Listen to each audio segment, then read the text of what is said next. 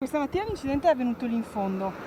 Giustamente non c'era nessuno perché era molto presto. È Caccia, al pirata della strada, che questa mattina ha investito un motociclista. L'incidente è accaduto nei pressi di una rotatoria della Feltrina in direzione Caonada a Montebelluna. Alle 6 meno un quarto un automobilista in uscita dalla rotonda ha invaso a velocità sostenuta la corsia opposta, scontrandosi con il Centauro. Il pirata alla guida dell'auto si è dileguato senza prestare soccorso, forse non rendendosi conto della gravità della situazione. L'uomo in sella alla motocicletta, un commesso di 43 anni residente nella zona, è stato subito soccorso dal SUEM 118 e trasportato in ambulanza al pronto soccorso dell'ospedale di Montebelluna.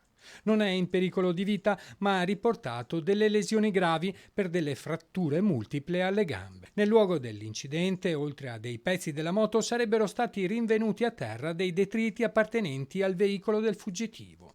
I carabinieri della stazione di Montebelluna, che hanno da subito avviato le indagini, stanno cercando un Audi di colore grigio. Se nella curva si realizzasse un cordolo o un guardrail, forse queste cose non succederebbero, ci dicono i residenti, che hanno più volte segnalato il problema. Anche la rotonda, insistono, è teatro di incidenti di ogni tipo. Se lei si mette qui a guardare, noterà sicuramente che alcune volte ci sono le persone che vanno in contromano.